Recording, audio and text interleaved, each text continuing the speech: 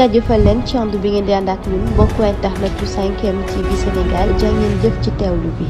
mbokk internet yu 5M TV Sénégal nuyuwaat nañ leen dañuy ànd ak yéen rek ci lu ñeel campagne électorale bile jëm ci élection présidentielle yi nga xam ni dinañ ko amal ñaar fukki fan ak ñeent ci weeru mars atum 2024. Amadou Ba ñu jàpp ni meilleur candidat la ci internet yi le moom Amadou Ba Bassirou Diomaye Faye Khalifa Ababacar Sall Habib Sy fukk ak juróom-ñeenti ñi nga xam ne dañoo taxaw temm jëm ci wàllu magistrature suprême bi ak engagement bi ñu am ci wàllu nag campagne bi jëm nag ci site web yi nga xam ni jamono ji ñu ngi gis ni ñu bare rek ñu ngi wujjee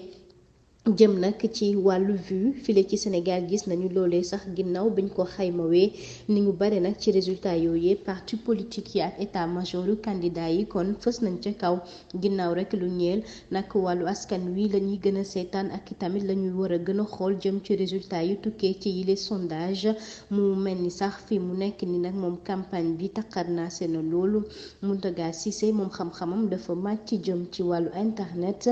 daal dinay xam le ni fi mu nekk ni kon nit ñi vidéo yi la ñuy gën a seetaan jëm itam ci page YouTube yi léegi ci télévision yi tax na sax fi mu nekk ni mu jàpp ni kon loolee fës na loolu moom nag jàngalekat bi ci wàllu digital daal dinay xamle ni kon fi mu nekk ni militant yi taxaw nañu temb daal di rek jokk ci wàllu réseau information yi ndax jàpp nañu loolee kon ci la ñuy mën a am rek li nga xam ni moom la ñu daal di bëgg.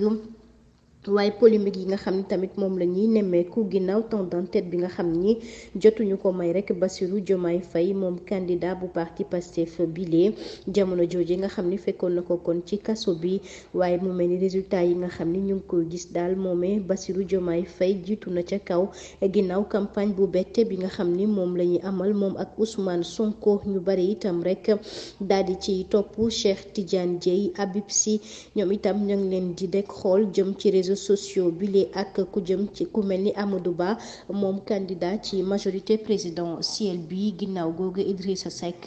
njiitu nag réew mi le moom moo ci daal di topp